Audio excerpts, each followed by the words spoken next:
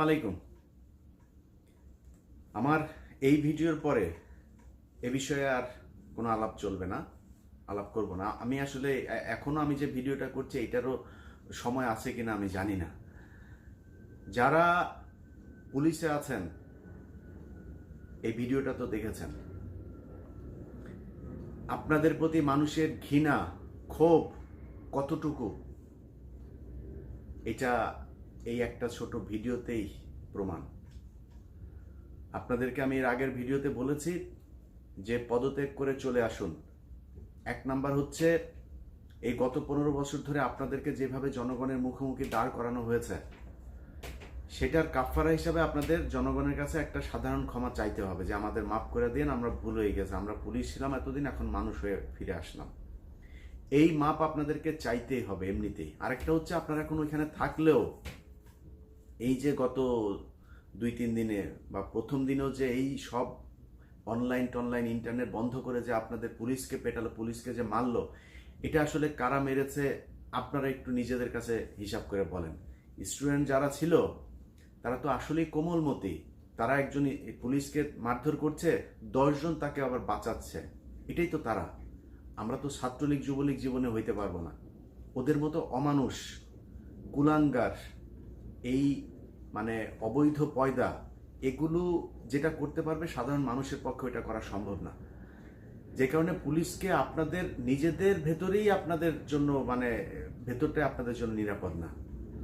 সেই কারণে আপনাদেরকে এখন আপাতত চাকরি থেকে চলে যেতে হবে। আর আপনারা যদি যান ভেতরে কি কি হচ্ছে, কোথায় কি মিটিং হচ্ছে, আমার চাইতে ভালো আপনারা জানেন। সো সময়টা খুবই দ্রুত, এই সময়ে মানে কে কি করবেন না করবেন খুব দ্রুত সিদ্ধান্ত নিতে হবে। এই সিদ্ধান্ত কেউ ভুল নিতে পারবে না, যে ভুল নেবেন তার কিন্তু এটার জন্য সারা জীবন খেসারত দিতে হবে। অতএব আপনাকে আপনার সিদ্ধান্তটা নিতে হবে, খুব দ্রুত যায় তাদের সাথে যোগ দিতে হবে। কয়েকশো কয়েক হাজার পুলিশ চলে যাবেন, কয়েক লাখ পুলিশ মানে 1 লাখ পুলিশ চলে যেতে পারেন, যে আমরা ছাত্রদের সাথে আছি, আমরা এই অন্যায় এই অনিয়ম এই নির্যাতনের ভেতরে আমরা নাই, আমরা ভুল করেছি, এতদিন পুলিশ ছিলাম, এখন মানুষে ফিরে আসছি, আমাদের তওবা পড়ায় কবুল করায় নেন। এটা আপনাদেরকে করতে হবে, খুব দ্রুত করতে হবে। কিছুক্ষণ আগের আমার কাছে যে তথ্যটা এসছে সেটা হচ্ছে ইয়েতে আপনার তেজগাঁ বিমানবন্দরে সেনাবাহিনীর, ভারতীয় সেনাবাহিনীর 16 জনের একটা উচ্চ পদস্থ একটা টিম এসেছে। তাদের সেনাবাহিনীর সাথে যে মিটিংটা হয়েছে সেখানে তারা উপস্থিত ছিলেন। আজকের যে মিটিং, সেখানে তারা সেনাবাহিনীকে স্পষ্টভাবে বলে দিয়েছে যে যেহেতু দেশের এই অবস্থা, তারা শেখ হাসিনাকে যদি না রাখে তাদের কোনো সমস্যা নেই, কিন্তু পরবর্তী যে সরকার আসবে তাদেরকে তাদের সাথে কাজ করতে হবে। সেনাবাহিনী বাংলাদেশে রয়ের যেই আস্তানা, যেই চামচারা বাংলাদেশের হয়ে কাজ করছে, তাদের ব্যাপারে এখন কথা বলার মতো মানে সময় আসে নাই, বলছিও না। যাইতে দেন, তারপরে তোদের কেমনে তোরা এখানে এসে তারপরে আবার মাস্তানি করি সেটা দেখা যাবে। আগে এইটারে এই বড় শয়তান আগে সরুক, বড় শয়তান সরার পরে ছোট শয়তানগুলোর ব্যবস্থা করা যাবে। আমার মানে এই অনলাইনে যতদিন ধরে কথা বলি, এই কথা বলার মাঝখানে মনে করেন 100 বার বলেছি যে শেখ হাসিনার যে বিদায় সেটা স্বাভাবিক হবে না কখনোই। আজকের যে অবস্থা দেখছেন এইটাও মানে কি হবে সেটাও আপনি এখনো বলতে পারবেন না, তার পরিণতিটা আসলে কি। তবে যেটাই হোক, যখনই হোক, তার বিদায়টা সুখকর হবে না, মসৃণ হবে না, স্বাভাবিক হবে না, অস্বাভাবিক। ওর বাপের যেভাবে হয়েছে ওর ঠিক সেইভাবে অস্বাভাবিক একটা বিদায় হবে। এই গত 3-4 দিন, 5 দিন, 6 দিনের ভেতরে যে ঘটনাগুলো দেখেন, ওরা মানুষের সাথে কতটা নির্মম পৈশাচিক আচরণ করতে পারে। এতগুলো মানুষ মারা গিয়েছে। ওরা এই কয়দিন ধরে কি বলল, ওই ইয়েতে গেল, সেতু ভবনে গেল, বিটিভির ওইখানে গেল, গিয়ে তারপরে সেখানে যা কান্নাকাটি করছে, মেট্রো রেলের ওইখানে গিয়ে শেখ হাসিনা কান্নাকাটি করছে। ও কত বড় জাউরা একটু চিন্তা করেন। ওরে কতজনে মিলা ওরা এই দুনিয়ায় পয়দা করছে। এতগুলো মানুষ মারা গিয়েছে, এত নির্মমভাবে মানুষগুলো মারা গিয়েছে, সেই মানুষগুলোর বাড়িতে না গিয়ে, সেই মানুষগুলোর কথা না বলে ও মেট্রো রেল করছে। মেট্রো রেল তোর আব্বার টাকা দিয়া করছিস, তোর আব্বা টাকা দিয়ে গিয়েছে, সেই টাকায় মেট্রো রেল, এই জনগণের যাদের বুকে গুলি করছিস তাদের টাকায় এই বাংলাদেশটা তৈরি করেছে।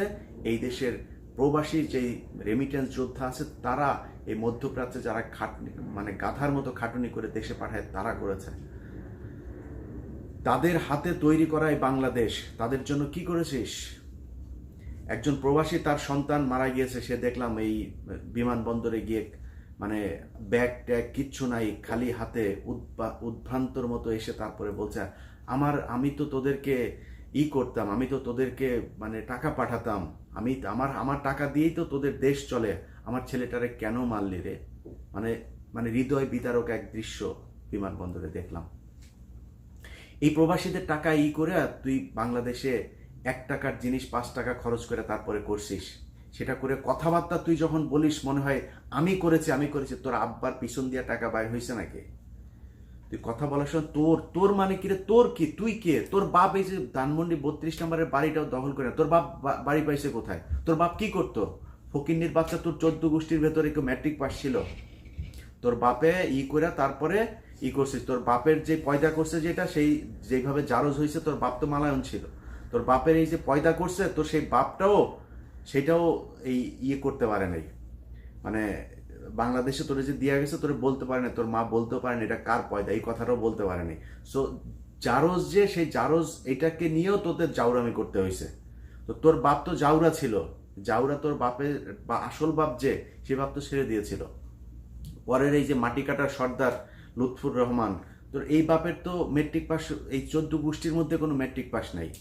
তো তোর বাপ এই 32 নম্বরের বাড়ি ধানমন্ডিতে কই পাইলো? কোত্থেকে পাইলো? তোর ছেলেরা এখানে মানে বিলিয়ন বিলিয়ন ডলারের বাড়ি ঘর, তোর মেয়েরা সব বিদেশে বিভিন্ন দেশে তাদের এত সম্পত্তি। তোর তোর ছেলের যেই মানে শ্বশুর, পরকীয়া শ্বশুর, এই যে আজিজ, তার সিঙ্গাপুরে সে 10 জন ধনীর মধ্যে সে একজন। এই টাকা পয়সা কোত্থেকে পাইছিস? এটা আমার টাকা, জনগণের টাকা। এটা তুই কথা বলার সময় আমি করেছি, তোর ভিতর দিয়ে ঢুকানো হবে এগুলি। মেট্রো রেলের পিলার তোর ভিতর দিয়ে ঢুকানো হবে। থাকিস তুই দেশের মধ্যে, মানুষের কম খেপাস নাই। এই বাংলাদেশের এই যে মানুষগুলি আজকে এই অবস্থা দেখছিস না, এমনিতে না, এমনিতে তারা এরকম করে নাই। প্রতিটা ঘরে ঘরে তোর কষ্টের চিহ্ন আছে। এই মানুষগুলি যারা আজকে রাস্তায় নেমে আসে তারা বিএনপি করে? বিএনপির মানুষকে মারে নাই? এই গত 15 বছরে বিএনপির মানুষকে মারে নাই? হেফাজতকে মারে নাই? জামাতের নেতাদেরকে করে নাই? মানুষ রাস্তায় নেমে আসে নাই। আজকে কেন নেমে আসছে? সবার পিঠ দেয়ালে ঠেকে গিয়েছে, এই জন্য মানুষ আজকে রাস্তায় নেমে এসেছে।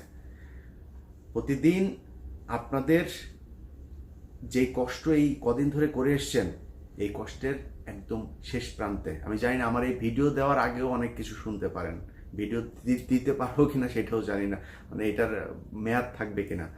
তারপরেও বলছি, যদি ভিডিও দিতে পারি, যদি ভিডিওটা দেখেন আপনারা, যেইখানে যেই অবস্থায় আছেন, আমার কাছে একটা 16ই ডিসেম্বর একটা ভাব লাগছে।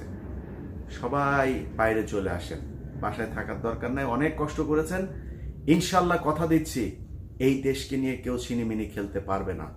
এই দেশ সোজা একটা জায়গায় যাইতে হবে, যেটা এই দেশের নতুন প্রজন্ম চায়। এই নতুন প্রজন্ম একদল যাবে, আরেক দল আসবে, তারপরে লুটপাট করে তারপরে খাবে, এটা তারা দেখতে চায় না। একটা নতুন কিছু দেখতে চায়। জর্জিয়ার কথা মনে আছে? জর্জিয়ার মতো একটা বিপ্লব দেখতে চায় এদেশের মানুষ।